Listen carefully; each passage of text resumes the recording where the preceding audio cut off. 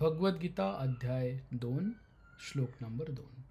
श्री भगवानुवाच कुतस्वाकश्मलमिदं विषमे समुपस्थितम् अनार्यजुष्टमस्वर्गम् अकर्ति कीर्तिकरमर्जुन.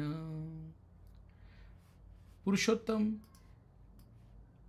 श्री भगवान म्हणाले, हे अर्जुना, तुझ्यामध्ये अशा अशुद्ध गोष्टी कशा आल्या? ज्या मनुष्याला जीवनाच्या मूल्यांचं ज्ञान आहे त्याला या गोष्टी मुळीच शोभत नाहीत. या गोष्टी मनुष्याला उच्चतर लोकात जाण्यात नाही तर त्या त्याच्या दुष्कीर्तीला कारणीभूत होतात. तात्पर्य श्रील प्रभुपादांकडून. श्रील प्रभुपाद की जय. कृष्ण म्हणजे पूर्ण पुरुषोत्तम भगवान. म्हणून संपूर्ण गीतेमध्ये श्रीकृष्णांचा उल्लेख भगवान असाच केला आहे. भगवान रूपाचा साक्षात्कार हा परमसत्याच्या साक्षात्कारामध्ये अंतिम साक्षात्कार आहे.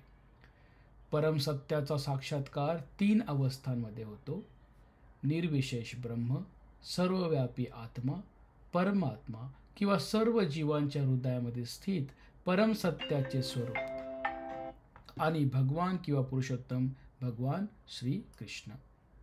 श्रीमद भागवतात स्कंद 1 अध्याय 2 श्लोक 11 मध्ये परम सत्याची संकल्पना याप्रमाणे विवेचित करण्यात आली आहे. वदन्ति तत्त्वविदस्तत्त्वं यज्ञानमद्वयं ब्रह्मेति परमात्मेति भगवानिति शब्दते. परमसत्याचे ज्ञान असणारे परमसत्याचा साक्षात्कार ज्ञानाच्या 3 अवस्थांमध्ये करतात आणि या सर्व एकच आहेत.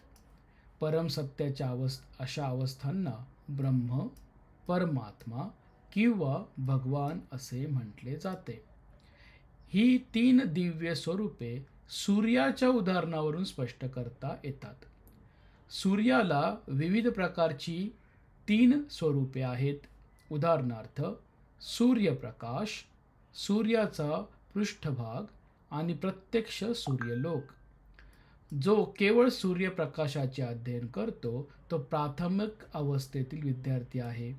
जो सूर्याच्या पृष्ठभागातला जाणतो तो अधिक प्रगत अवस्थेमध्ये आहे आणि जो सूर्यलोकामध्येच प्रवेश करतो तो सर्वश्रेष्ठ आहे.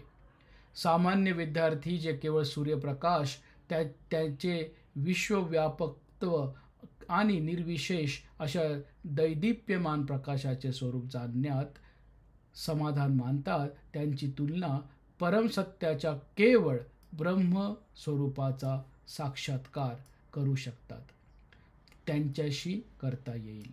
जो विद्यार्थी आणखी थोडा प्रगत आहे तो सूर्यलोकाचे स्वरूप जाणू शकतो व त्याची तुलना परमसत्याच्या परमात्मा स्वरूपाच्या साक्षात्कार करणाऱ्यांशी करता येईल.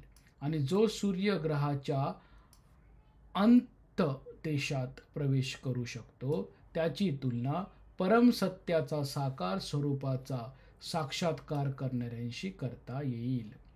साकार म्हणजे ज्याला आकार आहे असा. म्हणून सर्व प्रकारचे विद्यार्थी जरी परमसत्य या एकाच विषयाच्या अध्ययनात मग्न असले तरी भक्त किंवा ज्यांनी परम सत्याच्या भगवान स्वरूपाचा साक्षात्कार केला आहे ते सर्वश्रेष्ठ अध्यात्मवादी आहेत.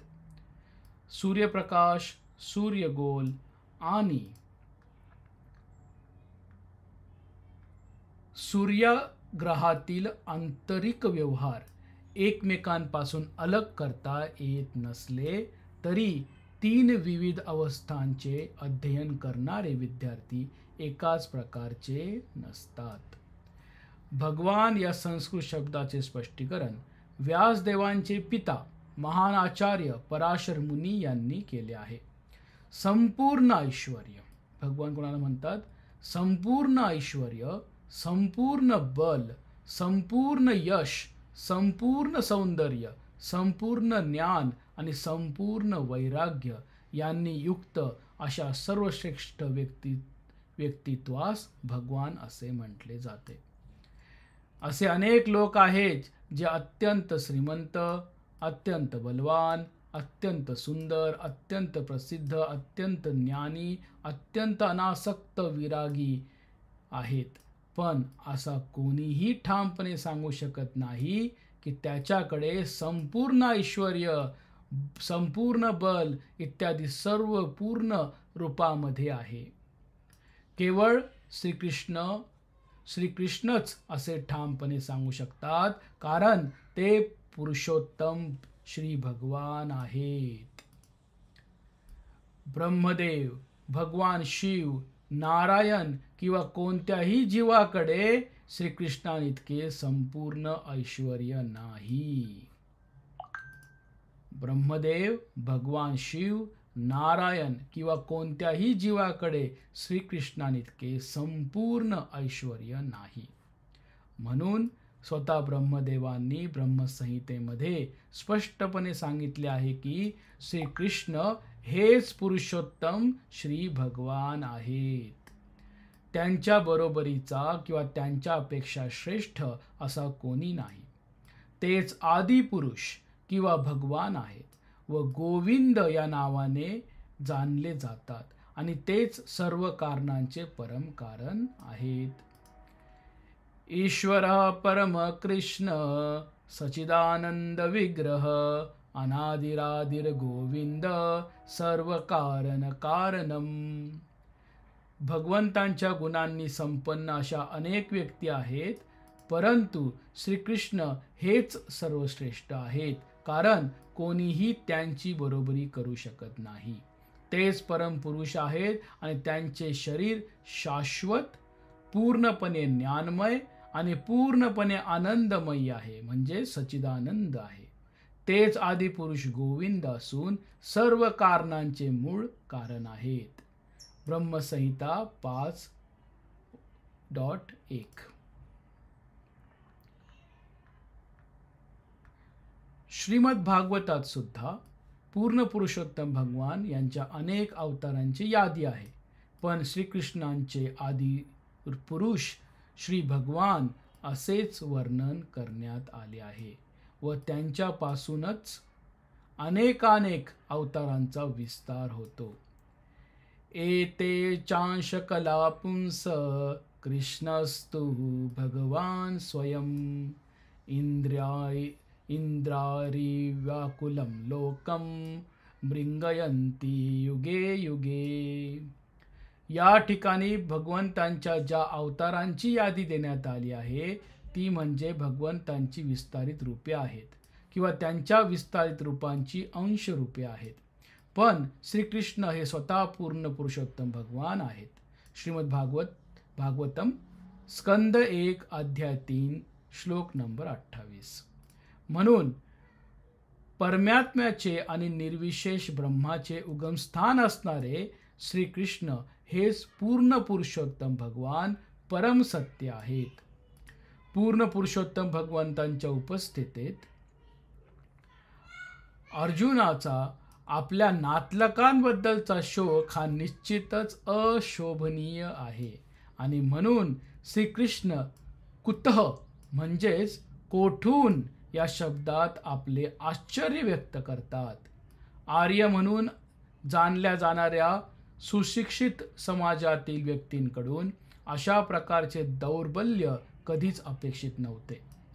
आध्यात्मिक ज्ञानावर आणि जीवनमूल्यांवर आधारित असणाऱ्या समाजातील व्यक्तींनाच आर्य हा शब्द लागू पडतो. जीवनाबद्दलच्या भौतिक संकल्पनेने पछाडलेल्या लोकांना जीवनाचे ध्येय हे परमसत्य श्री विष्णू किंवा श्री भगवान यांची प्राप्ती आहे याचं ज्ञान नसते. ते भौतिक जगाच्या बाह्यात्कारी रूपाद्वारे आकर्षिले गेल्यामुळे त्यांना मुक्ती म्हणजे काय याचे ज्ञानच नसते. ज्या लोकांना भौतिक बंधनातून मुक्त कसे व्हावे याचे ज्ञान नसते त्यांना अनार्य म्हटले जाते. अर्जुन जरी क्षत्रिय असला तरी त्याने युद्ध करण्याचे नाकारल्यामुळे क्षत्रियांना नेमून दिलेल्या कर्तव्यांपासून तो च्युत होत होता, म्हणजे खाली पडत होता. अशा प्रकारची भ्याड वृत्ती ही अनार्यांनाच शोभणारी होती. अशा रीतीने कर्तव्य भ्रष्ट होणे एखाद्याला आध्यात्मिक जीवनामध्ये प्रगती करण्यास सहाय्यक तर होतच नाही, आणि या जगामध्ये कीर्तिमान होण्याची संधी सुद्धा त्याला मिळत नाही. अर्जुनाची आपल्या नातलकांबद्दलची तथाकथित करुणा भगवान श्रीकृष्ण मान्य करीत नाहीत. हरे कृष्ण.